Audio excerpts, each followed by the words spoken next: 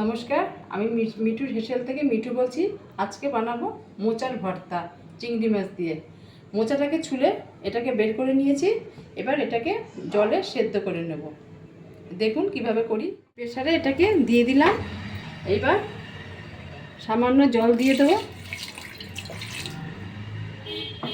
এর মধ্যে কিছুটা নুন, এই নুন দিয়ে দিলাম। এই হলুদ দিলাম। হলুদটা দিলাম কেন? যাতে এটা কালো না হয়। মোচা তো কালো হয়ে যায়, হলুদ দিলে এটা কালো হবে না। এবার 2-3টে সিটি দেব। মোচাটা সেদ্ধ হয়ে গেছে, এই রেখে দিলাম। এবার আস্তে আস্তে সব ভেজে নেব। এই কড়াইতে তেল দিলাম। এই তেলটা গরম হয়ে গেছে মোটামুটি। এই প্রথমে পেঁয়াজগুলো ভেজে নেব।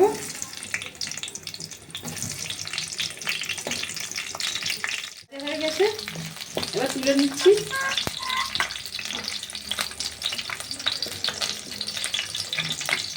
বেশ লাল লালই ভাজা হয়েছে।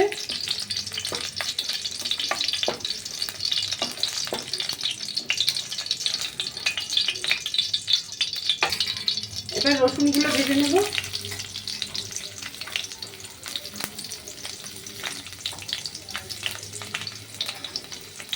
রসুনগুলো লাল লাল করে ভেজে নেব। এই দেখুন রসুনগুলো ভাজা হয়ে গেছে। এবার রসুনগুলোকে তুলে নেব।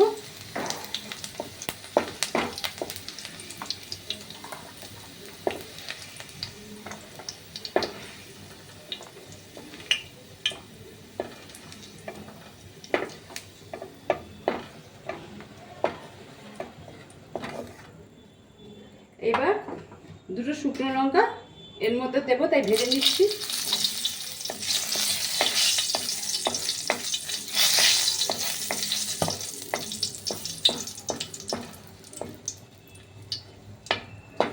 ভাজা হয়ে গেছে, এবার তুলে নিলাম। এবার নুন হলুদ মাখিয়ে রাখা এই চিংড়ি মাছগুলো ভেজে নেব।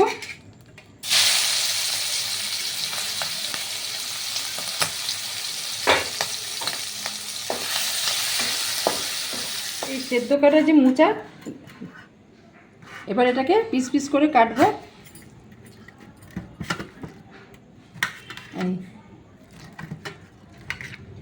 এবার এটা মিক্সিতে দিয়ে দিলাম। এই ভাজা শুকনো লঙ্কাগুলো দিয়ে দিলাম।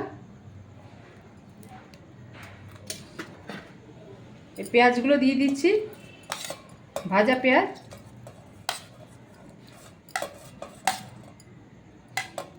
আর এই রসুনগুলো দিয়ে দিচ্ছি।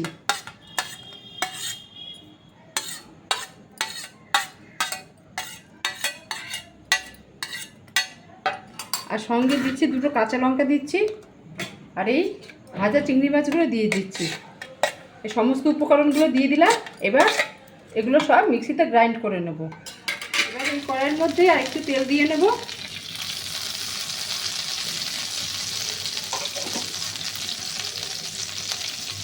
এবার তেলটা গরম হয়ে গেছে।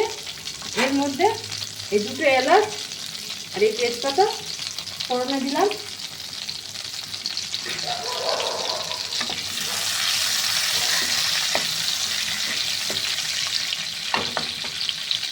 এই যে পেস্ট করা উপকরণটা এবার দিয়ে দিচ্ছি পুরো।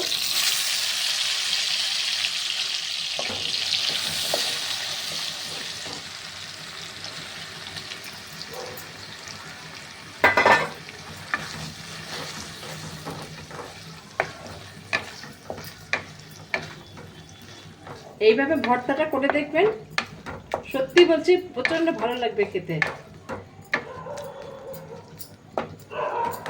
এবার ক্রমশ কষাতে থাকবো।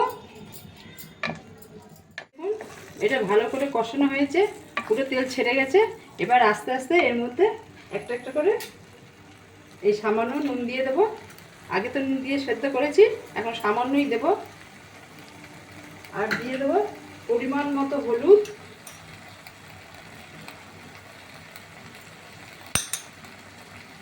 আর দিয়ে দেবো ওই গোটা জিরে ভাজা করে রেখেছি এই ভাজা জিরের গুঁড়োটা এই দিয়ে দিলাম, আর দেব একটু লঙ্কার গুঁড়ো, জাস্ট রংটা হওয়ার জন্য।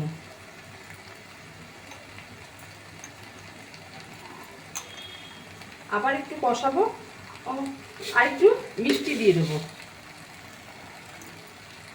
এবার আর একটু কষাবো।